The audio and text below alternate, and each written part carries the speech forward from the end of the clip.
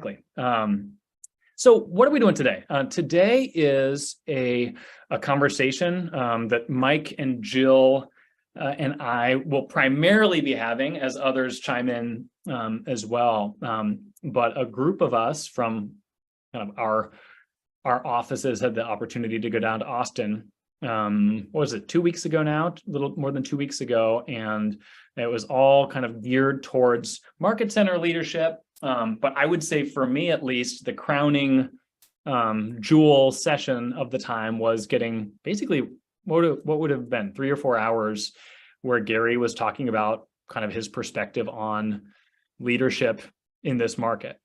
Following from there, we then had kind of more tactical. Let's talk about costs. Let's talk about productivity. Let's talk about growing appropriately. And we're not going to get too much into the weeds of those. But for those of you who know, I mean, Gary runs the largest real estate company in the world and is truly an exceptional leader. So it was a treat to just kind of sit beneath what felt like could have been my grandfather, just sharing wisdom about what it means to be a leader in this market.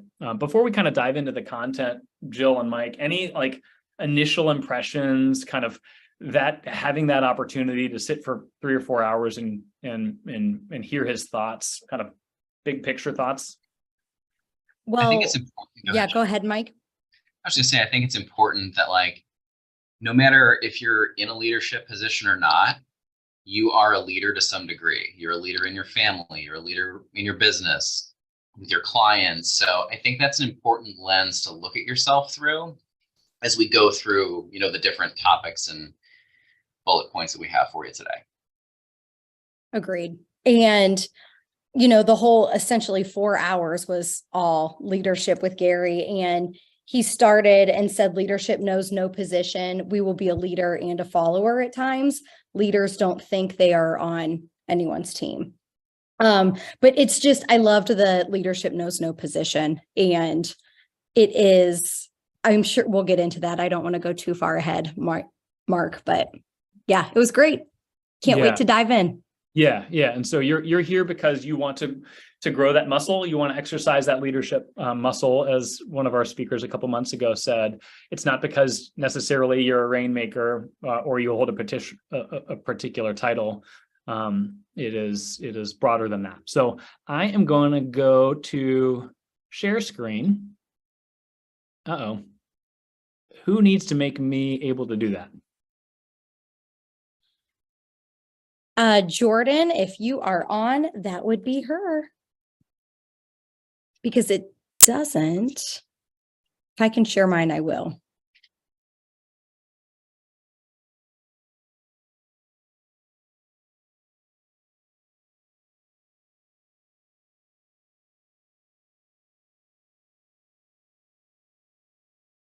Jordan, are you able to make me a co-host or to enable screen sharing?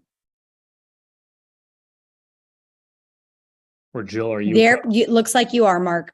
Okay. Perfect. All righty. We will go in here. Can I get a thumbs up if you can see my screen?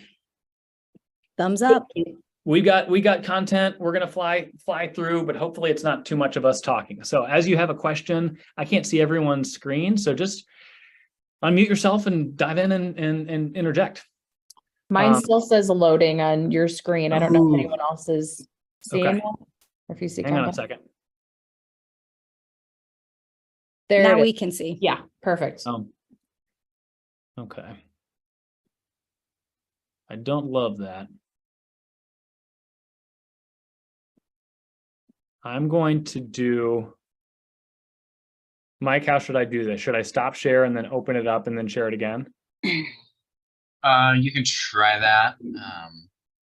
I'm gonna try that real quick. Apologies, folks. It's always, there's never a smooth share screen in Zoom, ever. I don't care if it's like the head of Keller Williams. New share. Go here. Let's try that.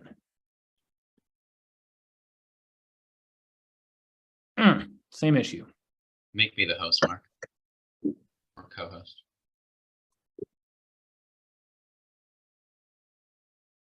Does not look like it's allowing me to do that for you.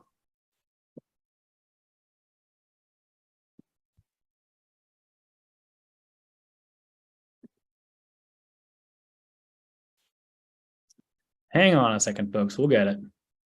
Can Jordan make Mike the co-host?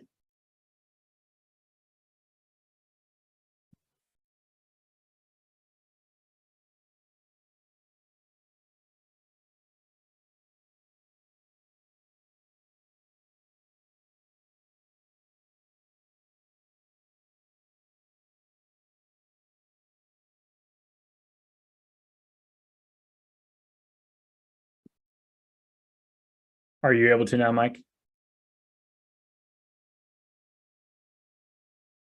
I'm just going to go through it this way. Does that work? This works. We can We'll still roll with see it. Okay. Apologies, folks. And we will send this out to you after the fact, if that would be helpful for you. So, kind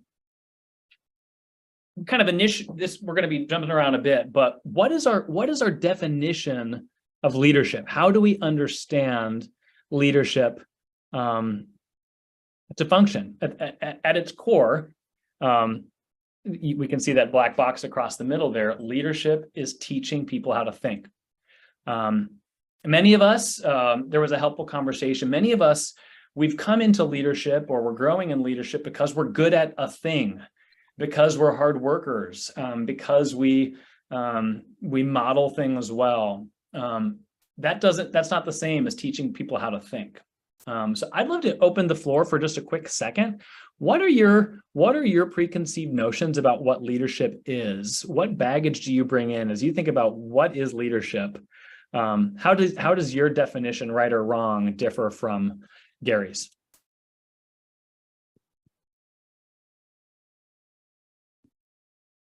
Anyone want to jump in? Allison, what are you tempted to think? I think when people think of leadership, they get hung up on titles and feeling like they have to be front and center, when in reality, you should be in a support role behind the scenes. You don't need all the glitz and glamour, and to be a person that is leading by example. If you're going to lead, be in the trenches with your people.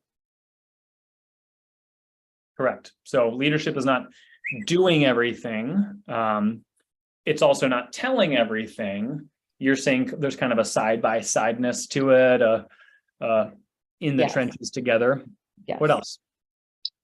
I think leadership's also how you develop other people, because you have hopefully been productive enough to be a leader in whatever situation it is. You have the experience to be able to grow other people in whatever task, field, whatever that looks like. And I think the people development part is like the ultimate pinnacle of being a good leader. Mm-hmm. I agree, Mike. And I would add to that, I think leadership sees the big picture and the vision and can get others excited about that big picture and vision and like on the ride with them.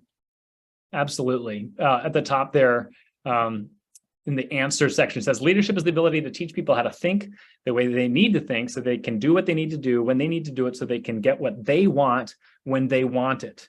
Now I would argue that's a countercultural definition, because too often we think of leadership as we're charging the hill, I've got the vision, and just follow me.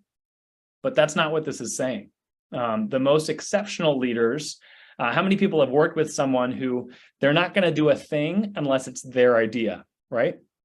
And oftentimes the best people, the best workers, the hardest workers kind of fit that bill. I'm not, once it's my idea, I'm all after it, but don't tell me what to do. And this notion kind of goes with that. Our job as leaders is to cast vision and to orient in such a direction that the people that are most talented that we want to be in business with feel as though they can get what they want in our world. And so I think one kind of practical question that Jose is really good at frequently asking is, whenever I want my people to do something or to what step to take, I need to ask what's in it for them, because all of us approach the world through a what's in it for me mentality.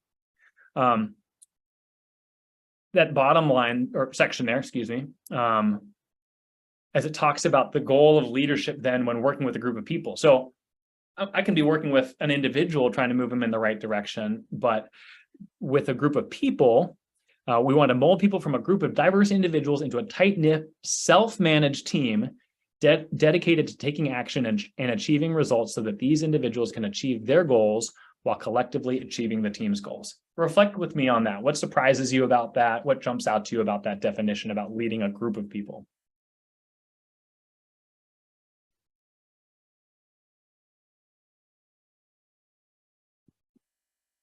Not a rhetorical question.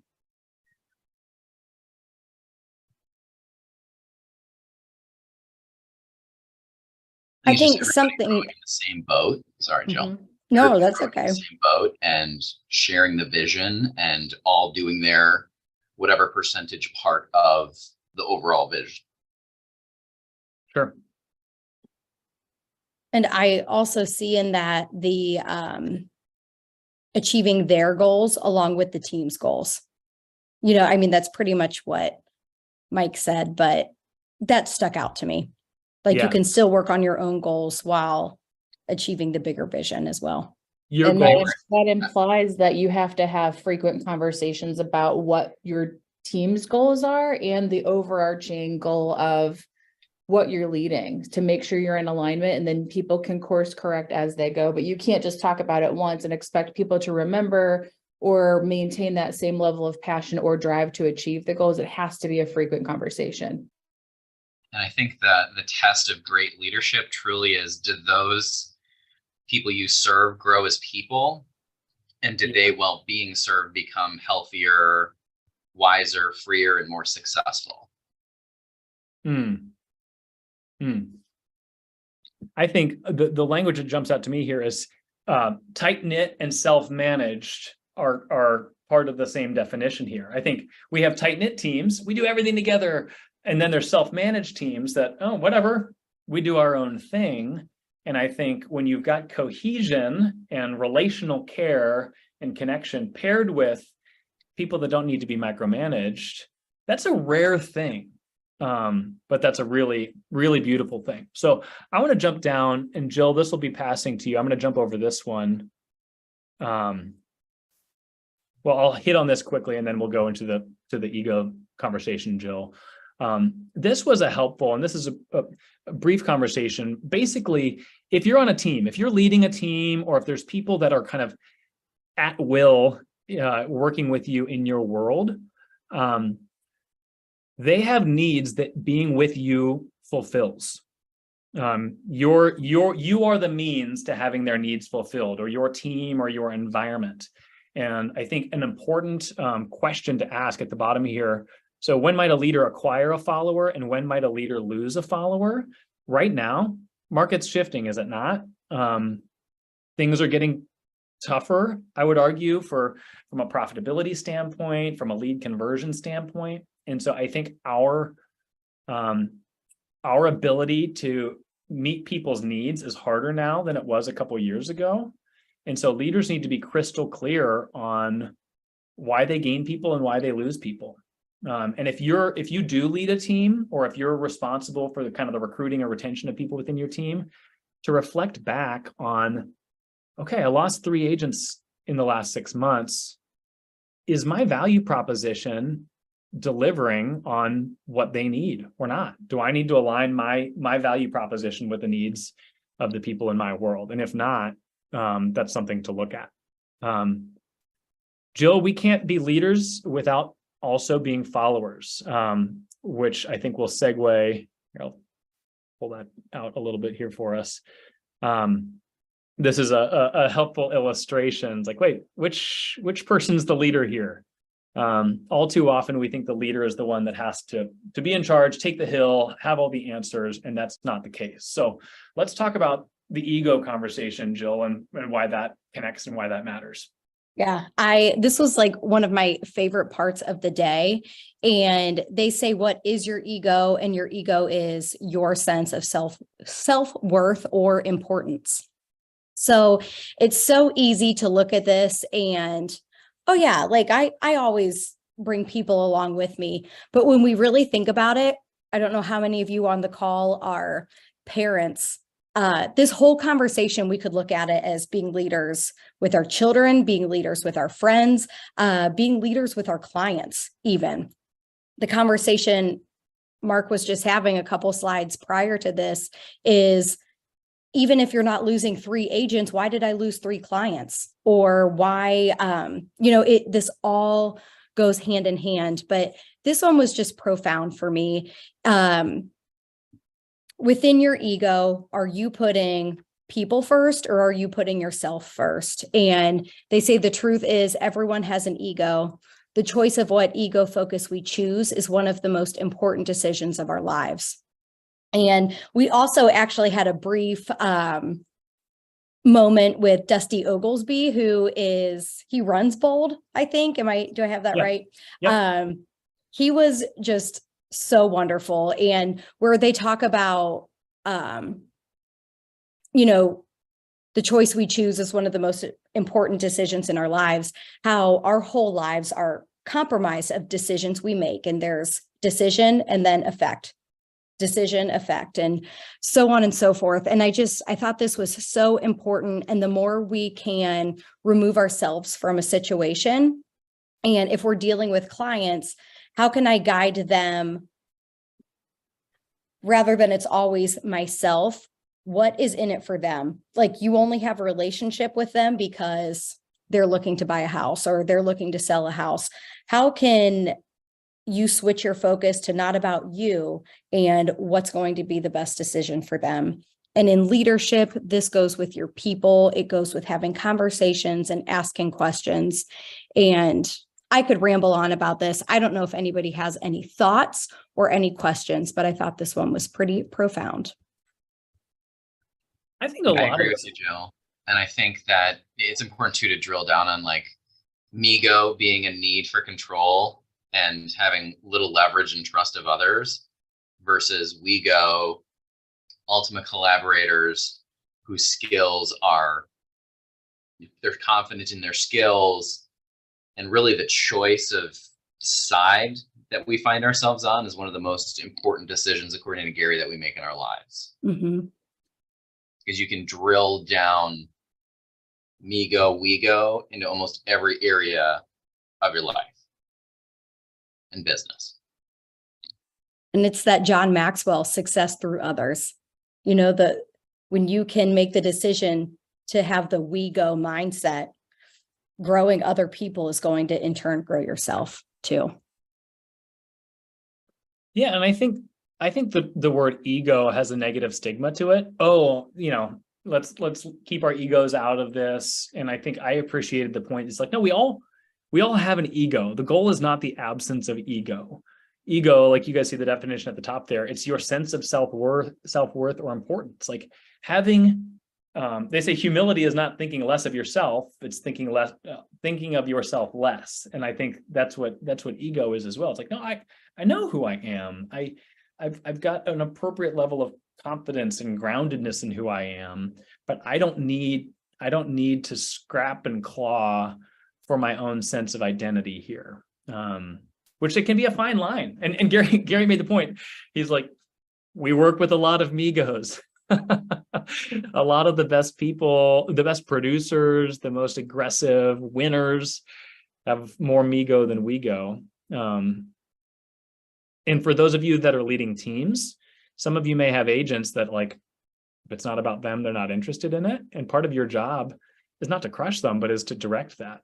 How do you create an other-centeredness when Migo is the capital M Migo in the way that they operate? I thought that was such an important conversation. And I think also too, Mark, having the conversation about balance, because sometimes maybe we're a Migo, sometimes we're a WeGo, but like too much of something can be a bad thing. So I think we all agree that, for example, like exercising is a good thing, but if you exercised all day long and did nothing else, that becomes a bad thing. So it's just about, in every aspect of your life, trying to find the proper balance in everything, whether that's finances, whether that's exercise, spirituality, really any level. It's just about finding the balance. Isn't balance a myth though, Mike? No, just kidding. This was a helpful conversation. So as you look at this chart here, kind of the inner response built from the past to authority and or leadership. Every one of us has a past. You know, it's not like we show up at work each day with no background. And there was some helpful conversation. And this is kind of more of a, frankly, like counseling, family genogram sort of conversation. But every one of us, and I apologize for the tininess of the font there, have stuff that we bring, tendencies, based upon our family of origin, based perhaps on trauma of our past, based upon rules that we have set up internally that we may not realize that we abide by. And then we bring that bundle of stuff into our authority relationships. So, I mean, to use an example, if someone's got an abusive father or was raised by an absent father, that's going to shape your perspective on authority in your world, will it not? And so Gary was basically talking about the importance of really knowing our people. Not that we're their counselors, not that we're their pastors or something that we're not, but understanding in an appropriate way, you know, do our people have a tendency to withdraw and why? Do they have a tendency to be aggressive and retaliate and why? Rarely do those behaviors show up in a vacuum. They show up because they're coming from somewhere. And a servant leader is one that's attuned to that realizes that they can't fix that, but they can lead their people with a level of sensitivity in light of that. Any thoughts there? Is that too touchy-feely for you guys?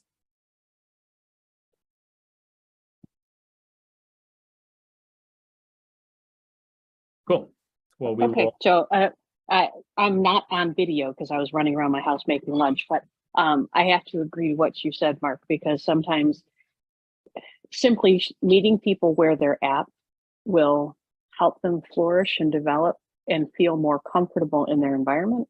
And therefore, I think it'll lead to more of their success because they feel understood, they're seen, they're heard. And I would like to think Allison and Mike know me best, but I'd like to think that that's probably one of my better skill sets is to meet people where they're at. Agreed. Definitely. That's a great point, Christine.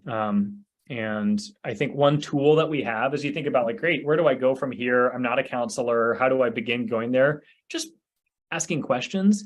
And I would say when you're hiring folks, the KPA career visioning process, the life story interview kind of takes us through their frames, the different stages of their life. And that can be a helpful tool to understand how people have interacted with leaders in their past, hard moments in their past to give you some clues.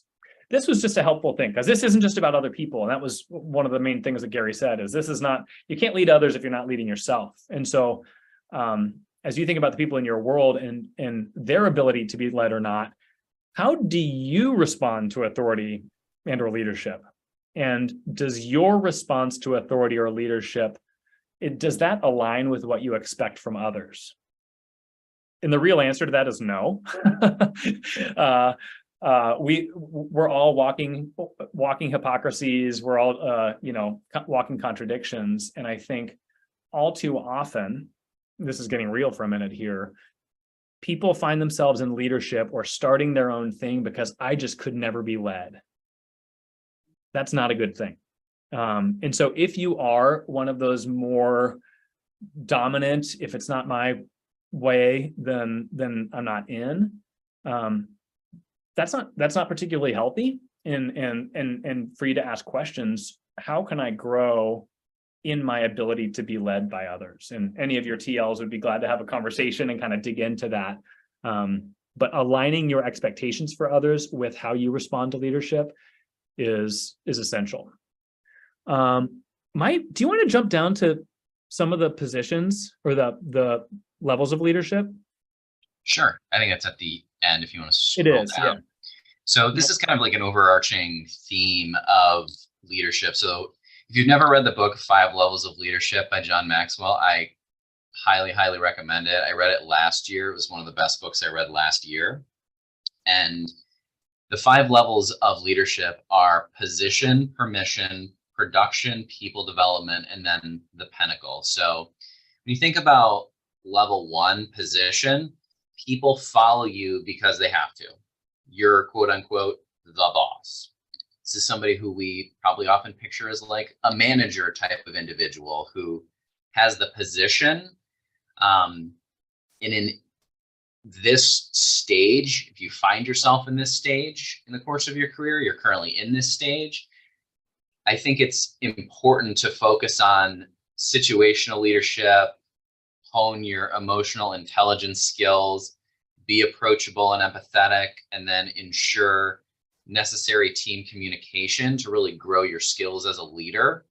And then in step 2, you grow yourself to permission. So people follow you because they want to, they like you, they give you their permission to lead them. So in this stage, you're focusing on creating and communicating a clear vision and mission to your team. And you listen and understand the needs. So one of the things that I think, at least for myself personally, is having a one-on-one every week with every member of my team. Just checking in, seeing how they're doing personally. How can I help them in their business? I think this is a really important inch that anybody in any leadership capacity can take, because it opens the doors for communication and you can coach them as the entire person instead of just being a task-oriented leader.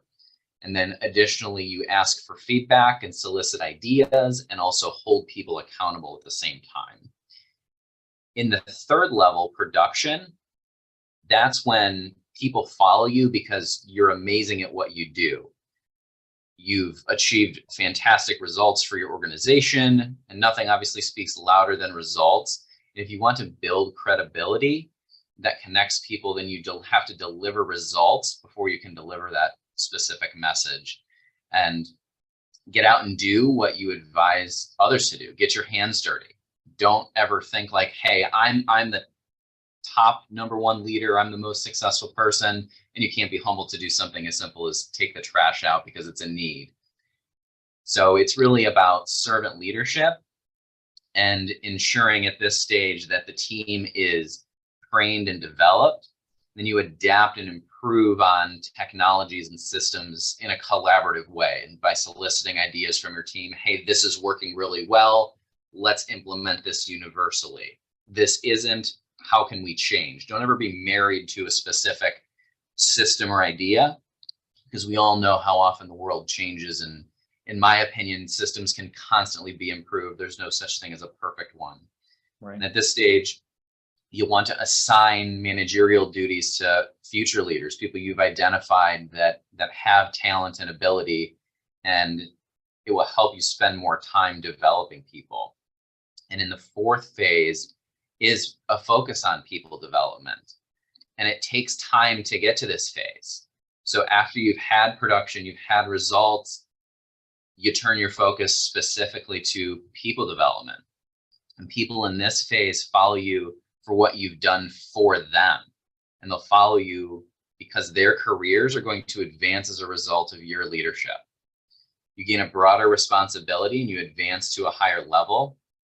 And investing the time and energy to improve other people's skills, production, lives, the leader will perform the required skill independently and show it to the team. So you trained that person well enough to be able to lead without having you around necessarily, and allow others to fail forward in order to grow and turn failures into coaching moments. So I think that was one of the really good things that Gary and Dusty kind of talked about, Mark and Jill too, and you can chime in on this if you want, but somebody coming to you with a problem, try not to react, think about it in how can we coach that person?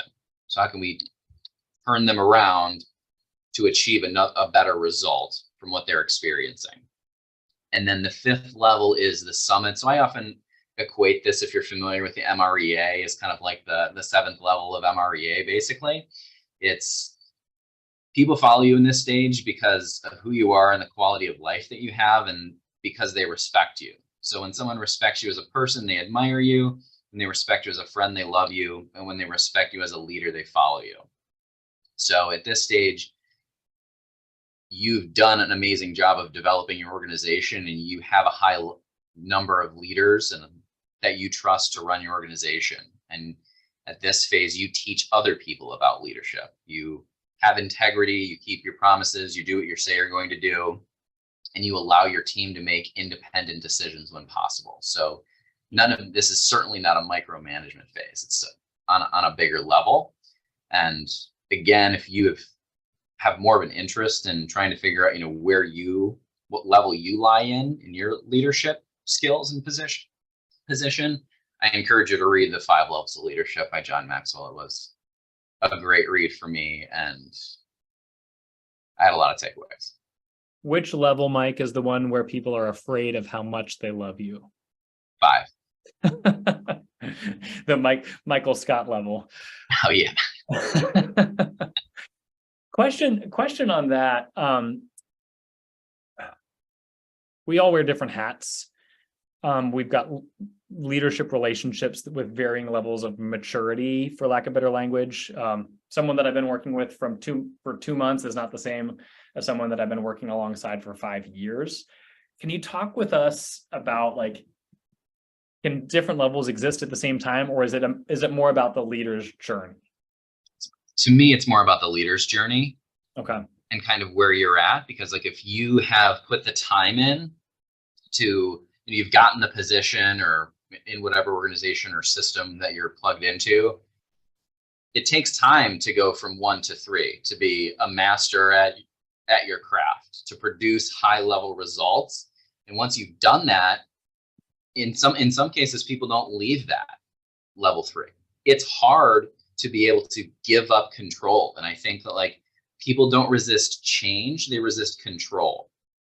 And Yes. It's important to, once you're at that productive level, at some point you're going to need to take a step back, because you can't go 1,000 miles an hour all day long and constantly be at the top of your game. It's, how do I get more leverage? How do I train someone else to do what I do? And maybe, they do it 80% as well as you do, and that's okay, as long as the task gets done and you can fill in that extra 20% to make it, whatever task it is, the way that you want it done.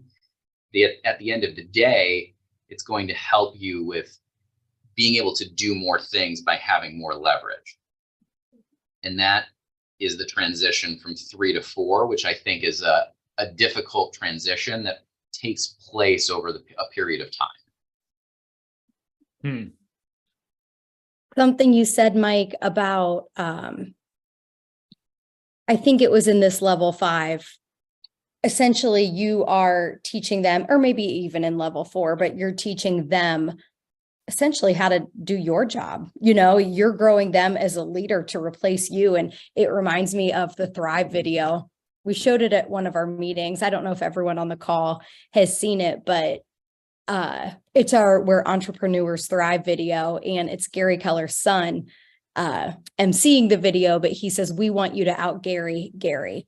And that is true leadership, to teach you, like to actually want the people you're leading to do your job better than you. Like, that is, like, it gives me chills talking about it. Like, that is true leadership. Mm-hmm. Mike, you said something else that was profound. You're so profound, Mike. People don't resist change, they resist control. How, and I think many of us, and Jill, I'm going to tee you up for this conversation in a second here about the difference between being managed and being led. But how does leading people through change differ from leading people with a hand of control look, in your opinion, Mike?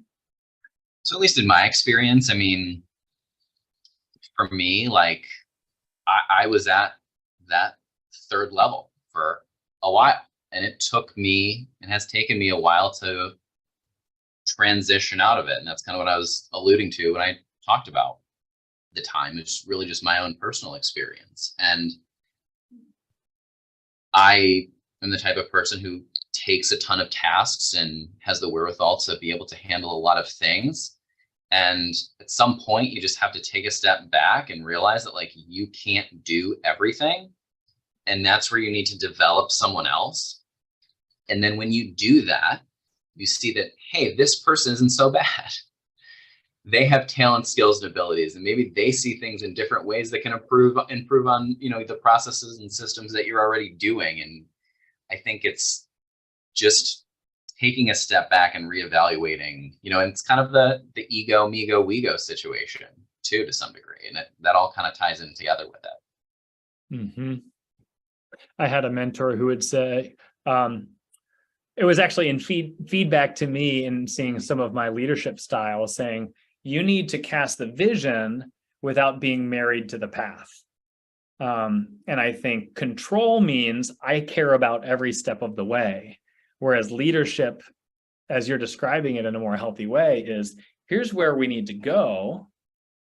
And I'm giving you some freedom and some opportunity to fail forward without me micromanaging every step of the way, which is can be a challenge for some of us, myself included. Jill, you want to talk about the difference between being managed and led? Absolutely. And you guys feel free to chime in.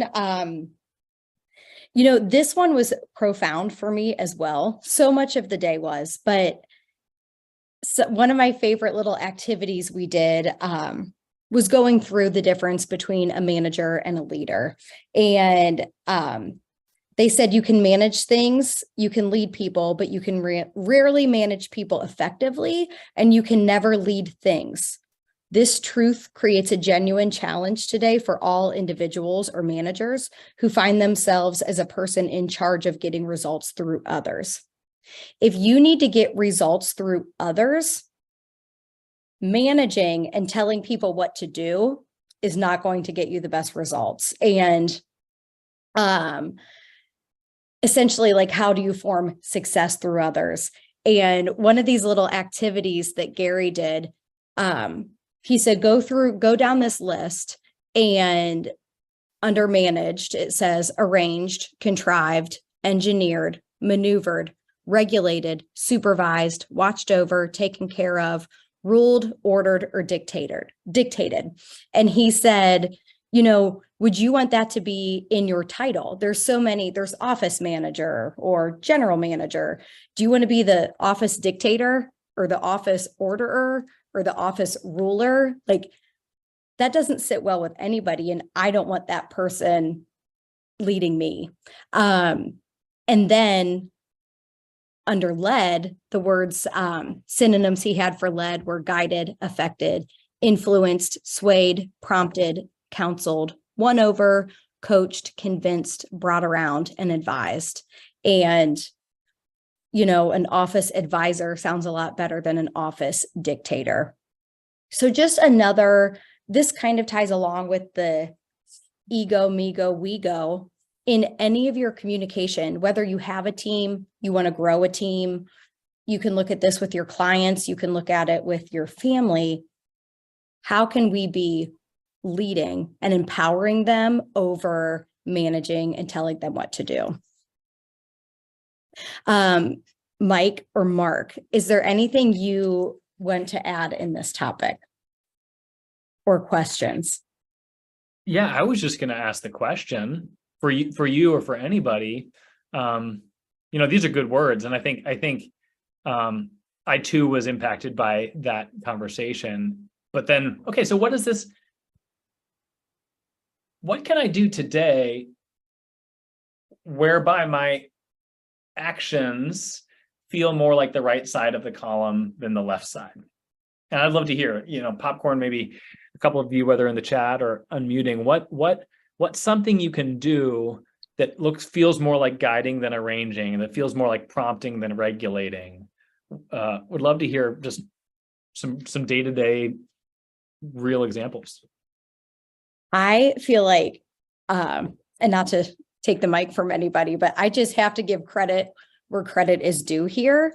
I think, at least in real estate, Jose was he was the first leader I was under in real estate. And he set the bar so, so high. And where he was always so empowering was never, of course, they had systems that told you what to do. You know, the systems can be the manager. You don't have to be the manager.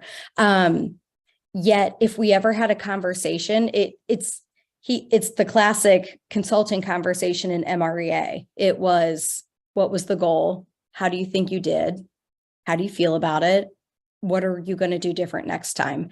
And within that, I am just speaking from experience here. When somebody is leading and helping you self-discover, there was so much of a mutual respect. You know, I respected him, and I felt, when I didn't feel like I was being managed and I felt like I was being led, it just felt like he respected me as well. So even if we are not trying to disrespect someone by telling them what to do, I think the receiver of that often feels disrespected. You know, it's the same when you're a kid and your dad tells you what to do. I mean, I would always do the opposite because I didn't want to be told what to do. So that was just my example. I think that Jose does a really good job at this. And what I think the two big takeaways is mutual respect. Like, for somebody so high up, I always felt like he respected me, which made me respect him. And also, I grew through self-discovery. Like, he didn't have to manage anything. He prompted the thoughts, I suppose. That's good. Who else? Jill, you said something that I was going to bring up as well. People follow a leader who they feel will help them get what they want or need. And I think that's important because people want to have that leader, or followers feel like a leader can help move them forward to the next levels. Mm-hmm. Yeah. And I think it's easy to create a character of the manager or the leader who tries to tell and make people do stuff. I don't personally identify with that. I'm sure I have my moments, but that's not too much me. My problem, and it's no better, is the rescuer, where if the goal of leadership is to help our people to think differently so that they can do what they need to do so that they can get what they want, it can't involve me just doing the things for them. And so as I think on the right side of that column, what are things that I can do to strengthen and empower so that when someone's coming to me with a problem or a solution, and my temptation is to, great, let me send that email. Great, I'll go have that conversation on your behalf, which is totally my tendency. What needs to change about my leadership style to empower them to exercise that muscle? Who wants to advise me there? Any tips for me, the struggling leader?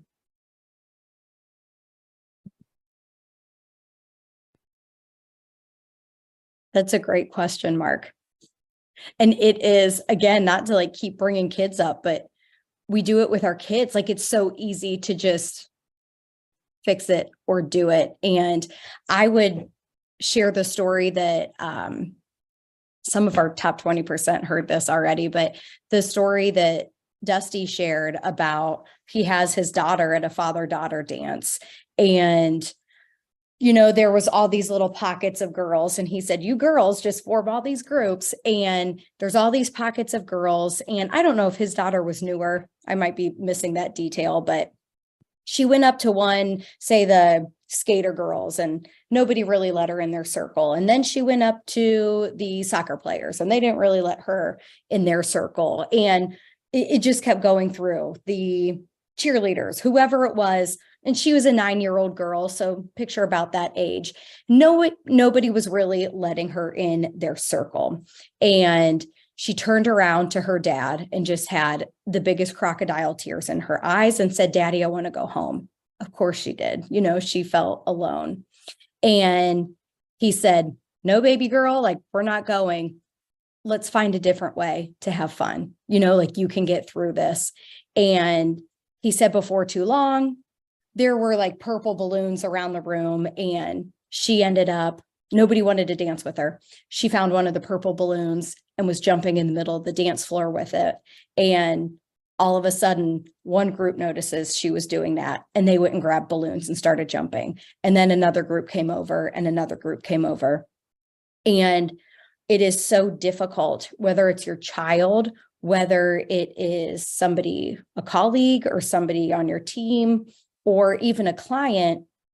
It's okay to let them sit there in that pain and figure it out. And that's why the lows are needed as much as the highs are needed, because that's, I think, where you can navigate through. And I know that doesn't answer your question, Mark, but it made me think of it in the way it's tough to do. But I think when we can do it and let somebody sit in the pain, if you will, that's where results are made.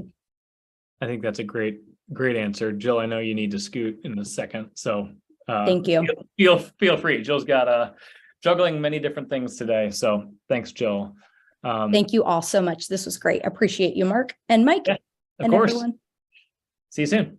And I think Jill teed that up well. I think for me, and I'm suspecting that I'm not the only one, it's growing in being okay in the hard feelings.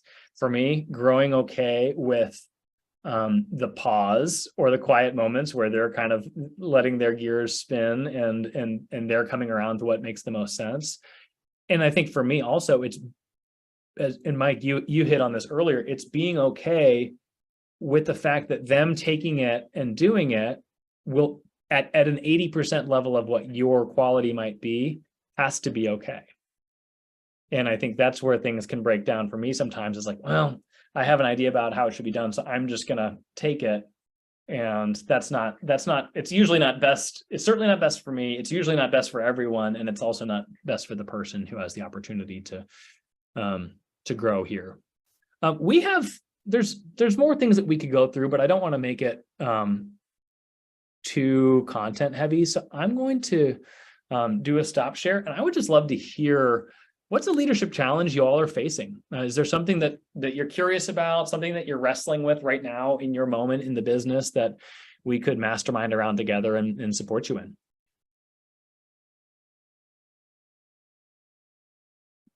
Christine, I can see your face, so I'm tempted to put you on the spot. And I know you'd handle it with grace, but...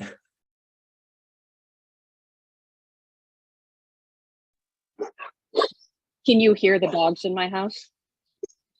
I hear a little something in the background, but no trouble. So yeah, I have the lovely pleasure of having 4 children and 6 dogs. So my house is a little on the side of life. So I'm going to step outside. So what was your question again? And I'll try. What's a leadership challenge that you're facing? What's something that you're struggling with, or a question that you have that we could mastermind around? And Nicole, I see you've taken your video on, so you can go next if you'd like. Yeah. So leadership challenge that I was facing last year was just the agents simply not showing up. Like my team was largely non-existent last year. And when I mentioned earlier, just meeting people where they were at, we have a lot of sandwich generation agents on our team. So they are caring for aging parents. They are graduating kids from high school, sending kids off to college, dealing with, that sector of life. And I found in my role, I was very frustrated because I wasn't getting the support from my team to make the numbers and, hit the metrics that everybody wants to hit as a team leader. But I also found that grace and empathy was a big impact in the team showing up this year. Because I sat back and said, you know what, it's okay. We're all going to have times, we're all going to be down in the valley at some point, and I'm here for your low points. And when you're ready to come back, I'll be here to celebrate and support your growth and your achievements. So this year, they've really come back and started showing up. They're performing, they're hitting their numbers, they're participating in things. And it was really hard for me last year because I was, my mom has an expression, lower than a whale's belly. You feel sorry for yourself as a leader. and your team, they may not see that. But I didn't want them to see that I was frustrated. I wanted them to see that I was appreciative, that they're still sticking with it. And with that support, with that empathy, they've come back threefold, and they're really meeting their obligations and feeling more successful for themselves. So that was a huge struggle for me last year. And I really had to kind of figure out how I wanted to approach that. The result on the backside has been really tremendous this year. So I don't know if that'll help anybody. No, that's huge. That's huge. And I would argue that this year is harder than last year was at the same time. So the fact that they're more rooted, that they see how you did it last year and are showing up accordingly, that's encouraging. That's a great testimony. Nicole, did you have something you wanted to contribute? Okay, can you hear me? Sure can. Okay, good. Well, I am very new to real estate. I was licensed 3 weeks ago, so I'm really just here for the support. Welcome. Welcome. So glad you're here. Thank you. Mike, how about you? I think it's important to do some self-reflection and ask yourself, what do people count on me for? And who am I as a leader? And I think it's just an important question, as like a final takeaway that everyone can ponder and really think about, what do people count on me for? And who am I as a leader? That was potent. And that was something that Gary left us with, is if you're not clear on that, then you're probably not delivering on that. And that's